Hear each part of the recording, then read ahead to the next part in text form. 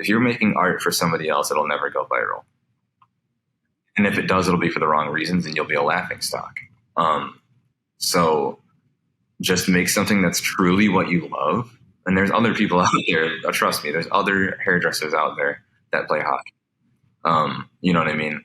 There might not be, but that's my audience for some of this stuff. My audience for some of it is paintings. My audience for some of it is drawings. You know, I used to do a lot of haircuts and I would like Photoshop them onto paper and make them look like Japanese art.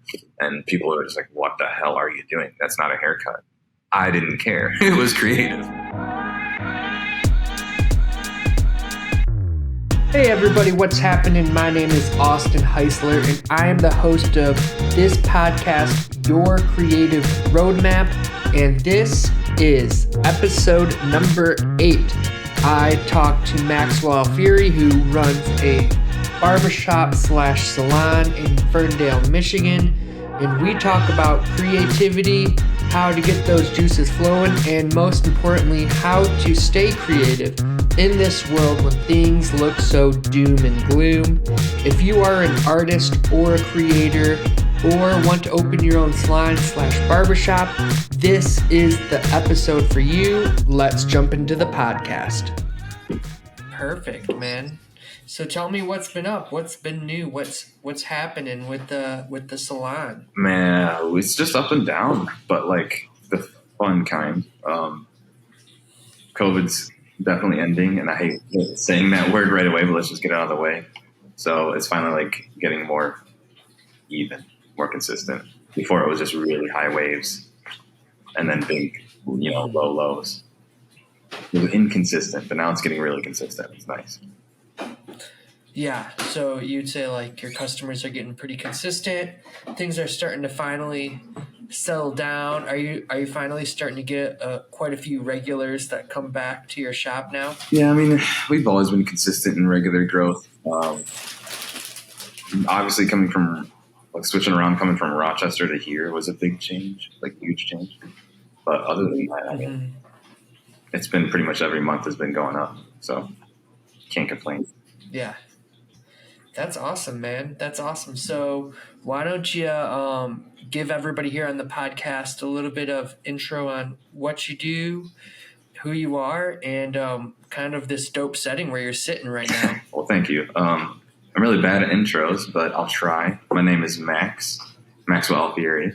I founded Alfieri Hair Craft. This is my salon, as he asked. Kind of turn, you can see it.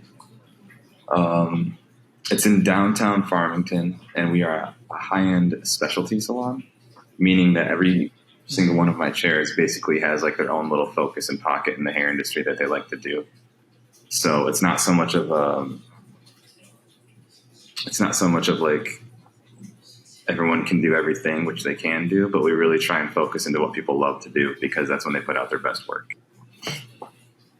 Yeah. So I know you came from Kingsfield in Rochester, and you made this transition into your own hair salon.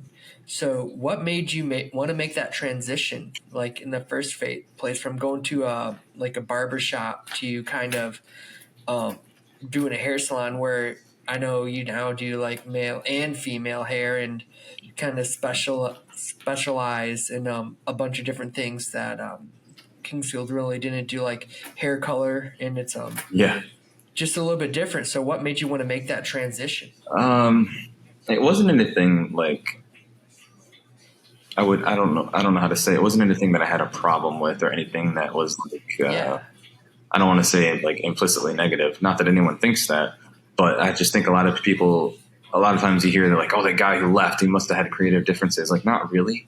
I just wanted a little bit more. I wanted to push the envelope a little bit more on what I was capable of. Mm-hmm. That's just always how it's been. Yeah. I've always been, being an athlete and an artist, it's been either physically or mentally pushing the envelope. Yeah.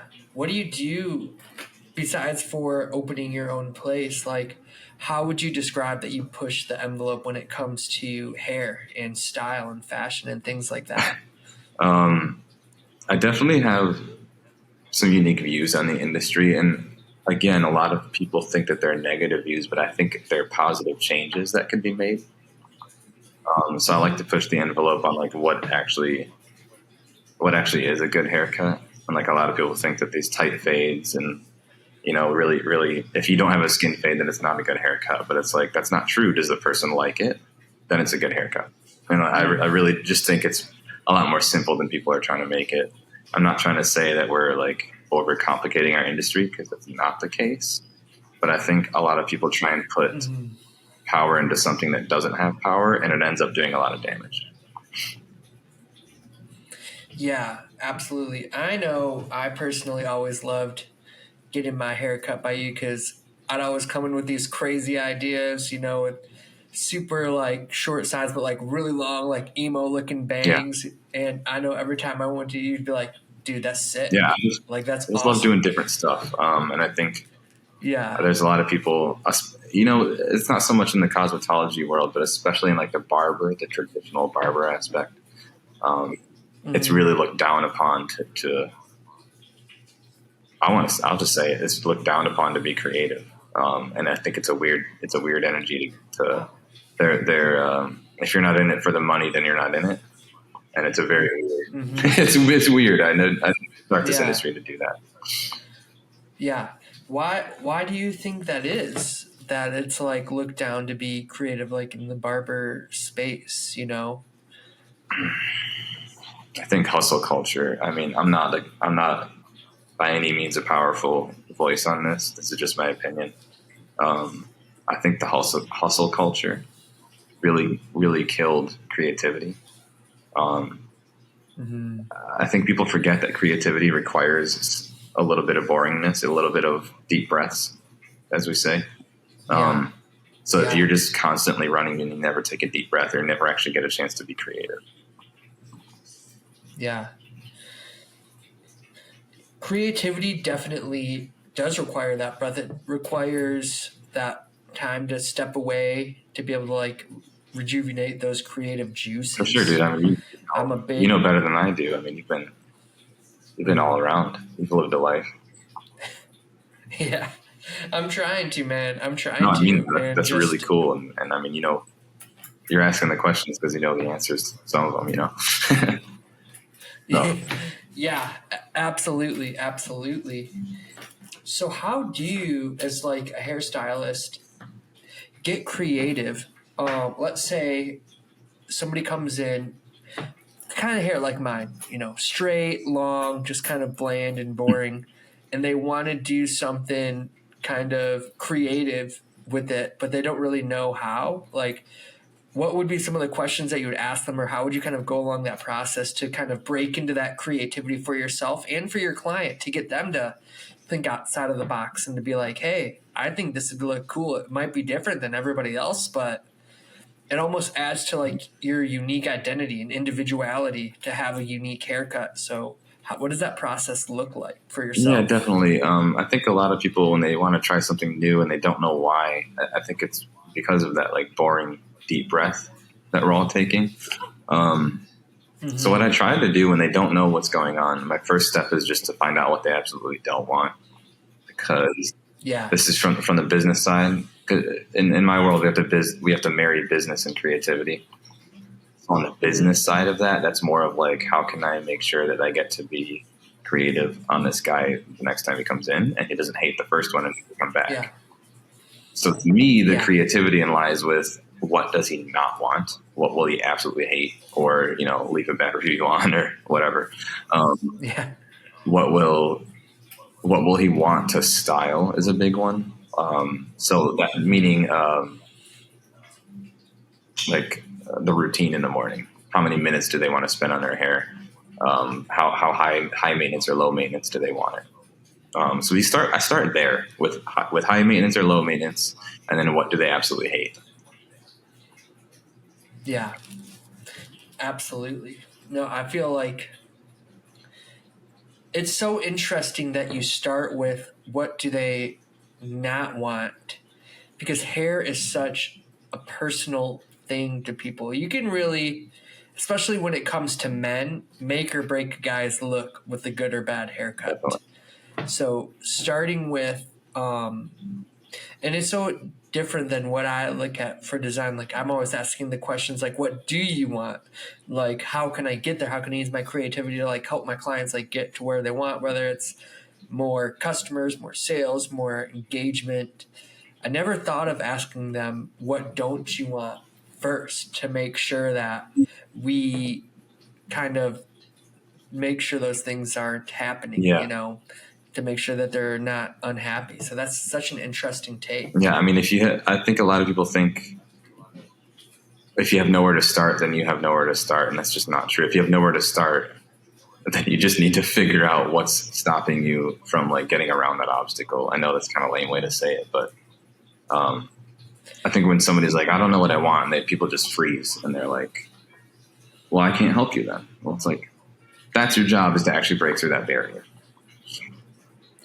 Yeah, it is. It is. So give me an example of one of the most like dopest haircuts that you've done. And then maybe, I guess it'd be the same question. Like, what is like probably your favorite haircut to do?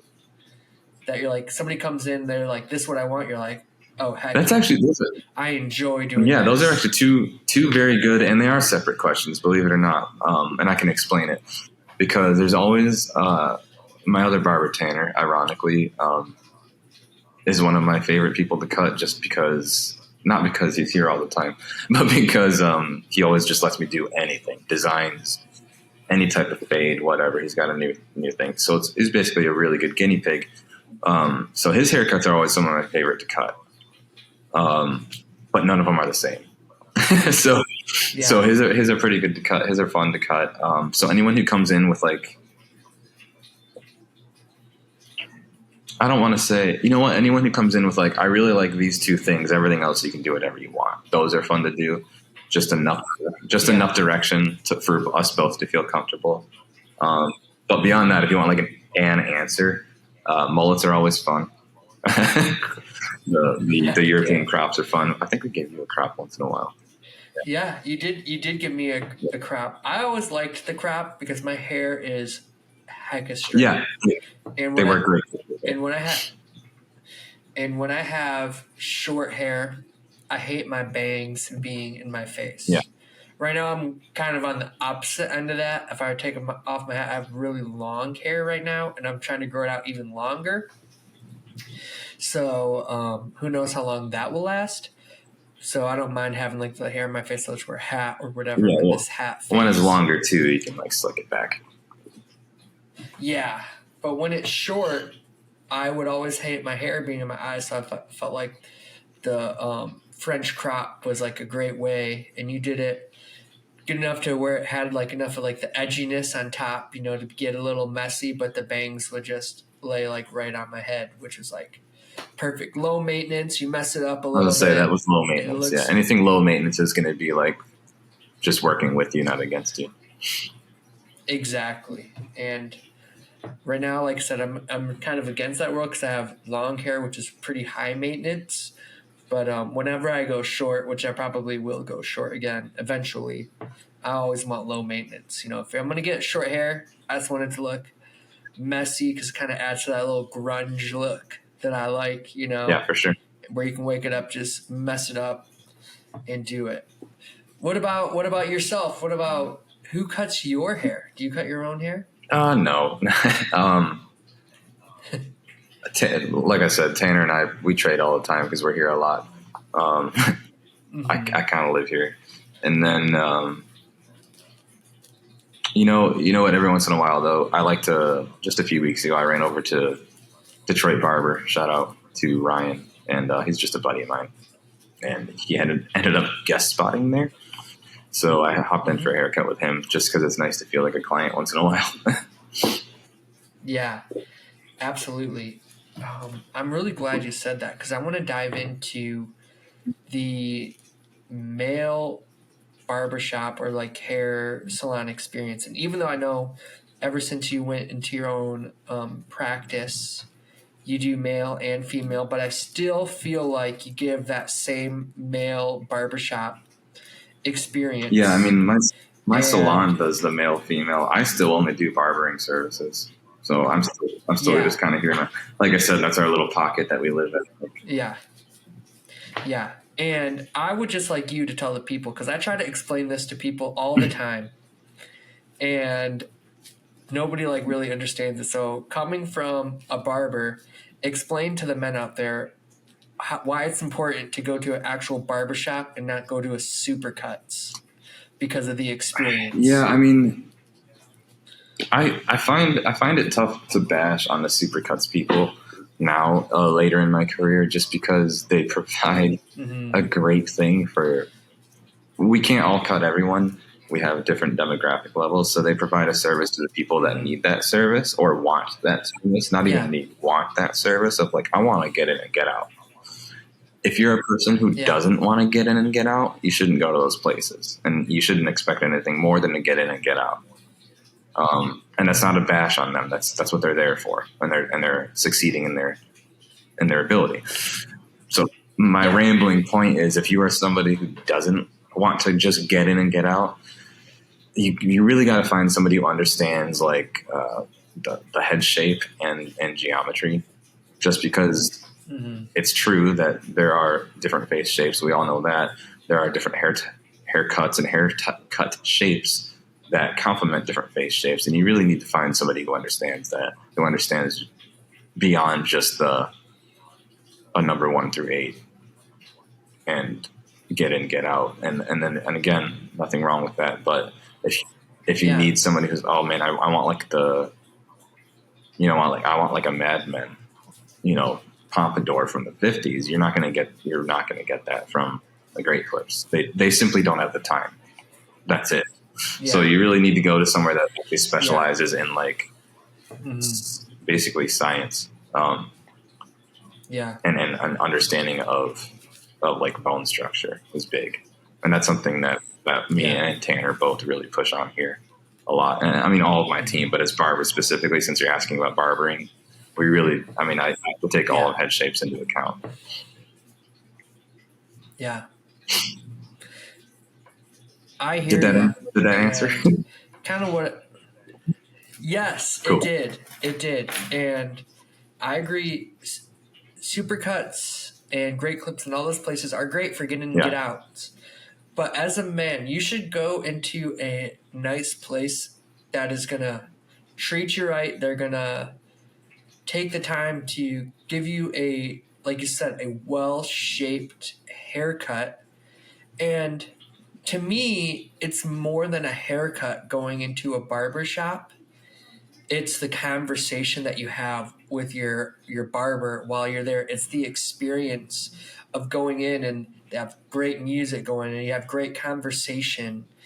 And I would like to hear how you kind of tailor that for your place. Like how did you figure out the creative vibe for Alfieri Hair Craft and your brand? What kind of went into that thought process? Yeah, I'm going to shout out a bunch of people here because I like to make it really known as an artist, not a hair artist, just a general artist. Like I do a bunch of stuff, a hobbyist. That we all take things from other things, and I definitely did. So I took a lot of this from like my love of cigar bars. I just love them. The old dark woods. That's where like a lot of these countertops here, we made those by hand and stained them by hand to be the exact like color that I wanted and all this stuff. Same with our shelves, and everything. And then that came from like cigar bars and stuff. The metal, like some of these metal accents here, like these pipes, these down pipes and stuff like that. Mm-hmm. Those are pretty much ripped right from my friend Will at Grey Ghost. Grey Ghost. So yeah, Grey Ghost is amazing. Will is a good friend of mine. And I mean, hey, I've spent some time at that bar, so I definitely took some inspiration from him. And I talked to him about it too, and I was like, hey man, is this cool? Because I'm about to rip some of this really awesome stuff. I love it. And he's like, please do. So I definitely took it from that. Yeah. And I guess the other stuff is just more of a feel that I wanted. It was more, I just wanted it to feel both approachable for everyone, like all genders, all types, all demographics, whatever it was. I wanted everyone to feel like, oh, I don't feel weird in here. And that was kind of the vibe I wanted. And I wanted everything pretty uniform just because we're in a rectangle room. I didn't want anything like too scattered. Keeps things organized. It's just kind of a little bit of who I am sprinkled around in here. Like, I'm chaotic and organized. So it's just kind of how it is. I love that you took inspiration from other things, and that's another thing that I try to get across in this podcast is if people are trying to be creative, I'm going to tell you all out there, nothing is completely original. Every single creative thing comes from something else. Yeah. If you try to get, if you can think of something completely original, kudos to you. You have a completely amazing brain, and I do believe that those things are possible. Right. They are very rare, but yeah, those people are like the Bezoses. Yeah. However, anybody can be creative by just it's all about taking the things that you like, that you see in life in multiple mediums and not just your own medium, and putting it to your own practice. So, for example, for his salon, Max's salon, Grey Ghost, for those of you who don't know, is a very high-end bar in Detroit. Very high-end, just very well-crafted, well-branded bar that just has like this awesome, like you walk in and you just feel like the customer service, but also like still like a little bit of that like dive bar. They have their own vibe going on. Nothing to do with hair, but he took those things that he liked. Yeah, none of my inspirations were from hair. None of it. I'm not gonna lie. No, not a single thing from this place. A lot of it was like old libraries too. I love old libraries. Yeah. Yep. And it's just taking those things from other places and making them your own. So when you're looking for inspiration for whatever you're trying to be creative in, don't be afraid to look outside of your own medium. Look into other places, because when you do that, you will, even though you're taking things from other things, you will end up with this mixed, matched thing that you made that will be original. Don't completely copy off of people, but take these little pieces. I'm always, whatever I'm doing, wherever I'm at, I am taking notes of things that I like. I don't know what I'll use it for, but sometimes just being inspired wherever you go helps you find inspiration in your practice. And Max, I'm sure maybe you can touch on this, finding inspiration for hair. I'm sure you're looking at people's hair and you're like, oh, that's cool. I could maybe love to do that on somebody, or that's a cool haircut. Or just finding different shapes, bone structures, and just always looking for that inspiration. I mean, yeah, I think for creatives, it's harder than ever to find inspiration right now. So I think you have to get, speaking of being creative, I think you have to get creative to find inspiration now. There's a lot of that doom scrolling, and I'm so guilty, worse than ever, of social media doom scrolling. And like we just want to kind of, I don't want to get depressing, but we kind of like want to tune a lot out right now. And that's understandable. Yeah. It's really understandable. But I think what comes to it is like kind of understanding that the world's been like this for a long time and we're making it. Mm-hmm. Is it good? No, I'm not saying it's good. It's not a badge of honor to be well adjusted to a sick society. However, I think it's a badge of honor to know that you can make it through it. So keep just really focusing on not beating yourself up.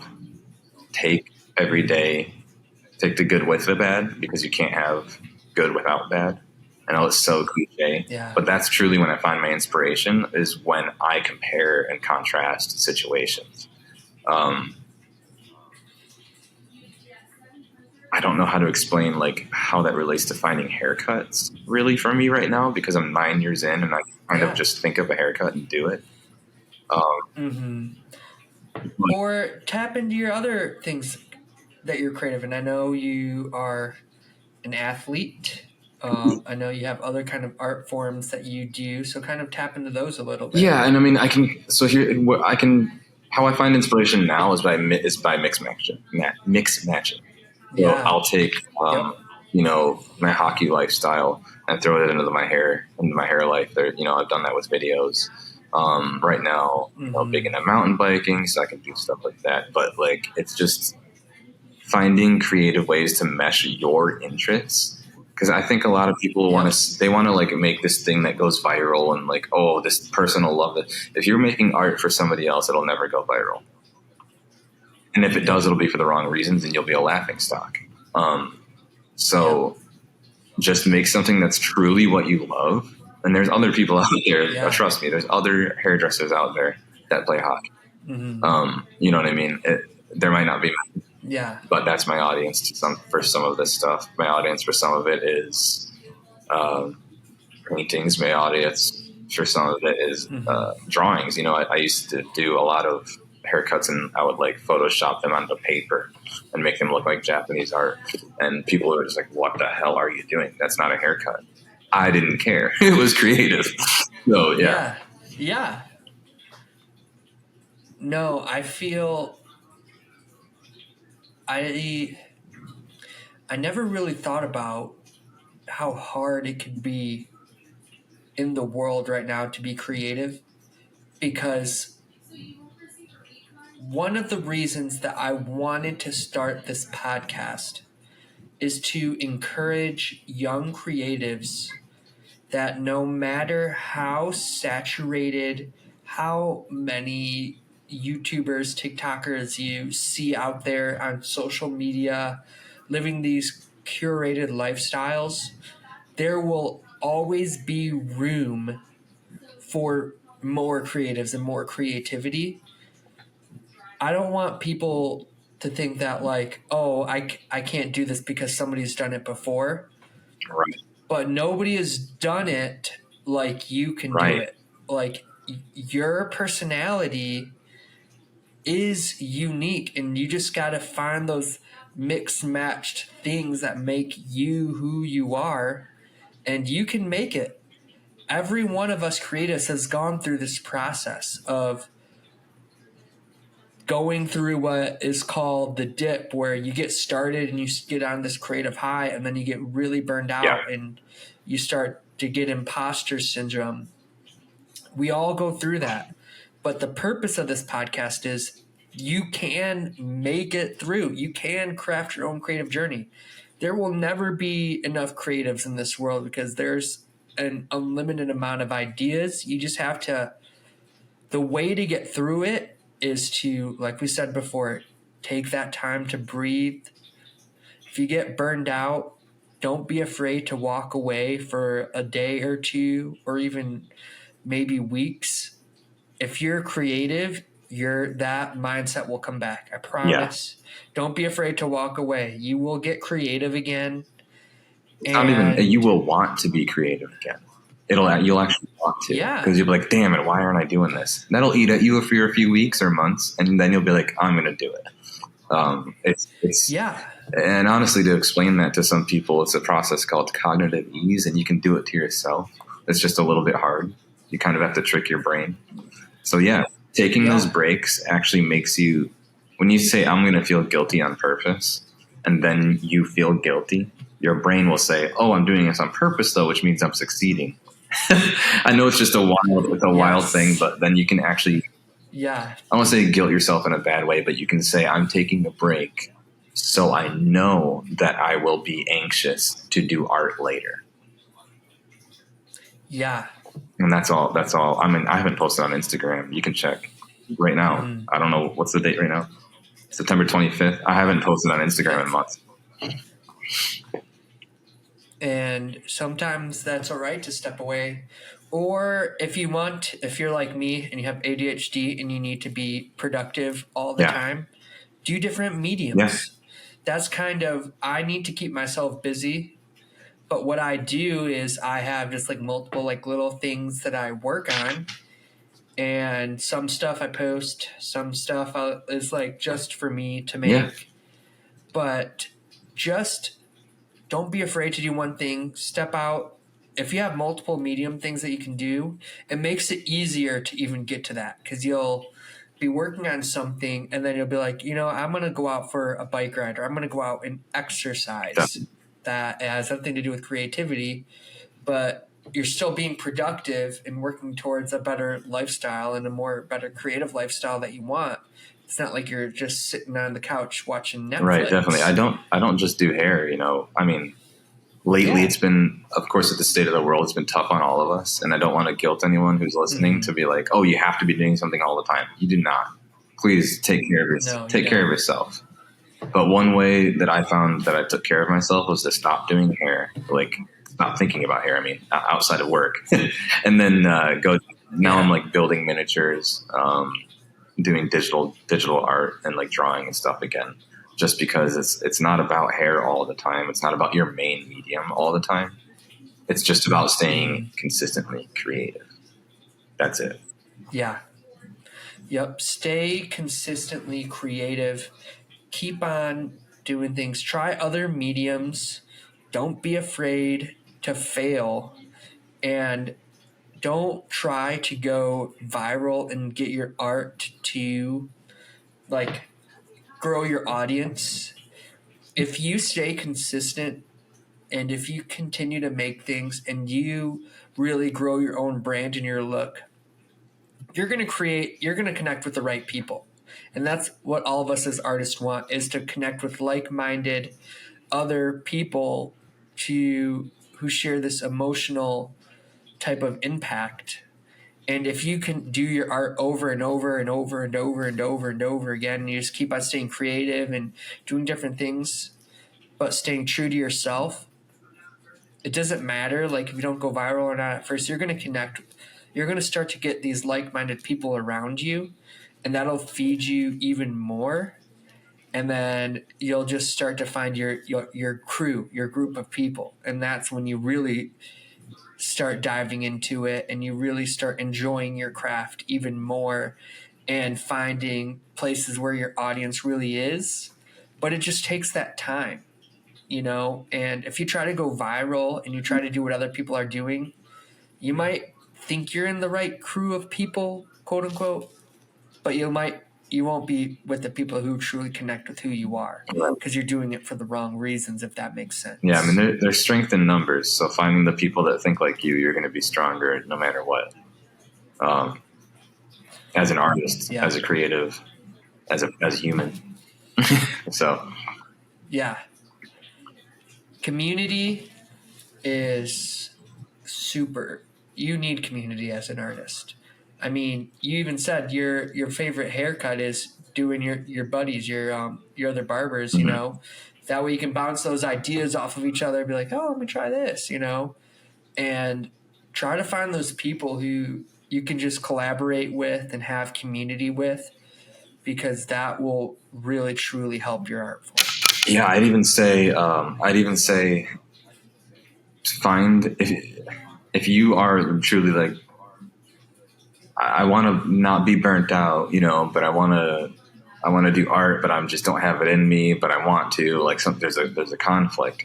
Something that really kind of helped me was going and doing it with a friend. So finding, like, example right now, my girlfriend and I do a lot of art together, because it's just a way that we're like creative together, but separately. So she's on a totally different project. I'm on my own project. We're not even using the same medium, nothing. But just finding, like, if you love clay and somebody loves painting, you can both do those next to each other. It's a little different if you both are woodworkers, but if you can, one person loves watercolor and one person loves acrylic, then why aren't you painting together? You know what I mean? Like, you don't have to talk. You don't have to. All you got to do is take breaks, check out what each other's are working at, and you'll literally bounce off each other the whole day. Yeah. I love that. That is I'm just thinking. I just had this crazy idea, dude. How cool would it be if you did like an art day at the salon? I've actually talked about that with my other barber and I think another coworker of mine. But either way, we've talked about how like housing little creative clubs, like even just quarterly, just because it is kind of hard to lug a bunch of stuff Yeah. around. But even if you could do like all digital art or painting or something like that, this place is built for color. So Absolutely. Tell me a little bit about your other creative outlets that you're into. I know you mentioned a few. You said you're into digital art, miniatures. Like, what other things are you into right now to keep your creative brain going? I'm doing some digital art just to keep my haircut brain working. Like I said, Yeah. I'm coming up on 9 years and 3-4 of them are COVID. So it hasn't been ideal, for hair inspiration, but doing the digital Yeah. art really makes me like, you don't have to cut hair when you're drawing. So you just kind of put the hair where you want and you can really kind of play around with styles and stuff like that too. But other than that, I mean, other than hair, some of the digital art I do is just funny little cartoons and stuff. It's just to keep my brain sane. Yeah. What kind of things are you making? Like, they're little cartoons. What are they about? Oh, me and my girlfriend will pick something that we think is cute and we'll just start drawing it. So our last one was frogs and we just made frogs. So I made like a little gangster frog just for no reason. Again, it wasn't hair related. But what crosses over is when I do throw a haircut into that program, I can start really editing it because I'm like an expert at the program now, just from drawing frogs and weird stuff. So now I can throw a hair picture in there and edit it in just a wicked way that nobody's ever thought of. Mm-hmm. In your 9 years of being into this craft and going through COVID and being such a well-versed creative, now that you've gotten over some of those humps, if you were to give your younger self some motivation on how to get through that and how to get over those obstacles, what would you ask yourself or tell yourself to like encourage yourself now that you've seen the other side?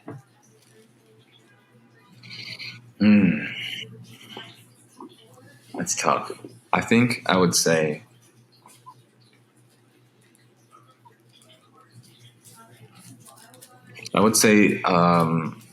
not everything's as serious as everyone is saying it is.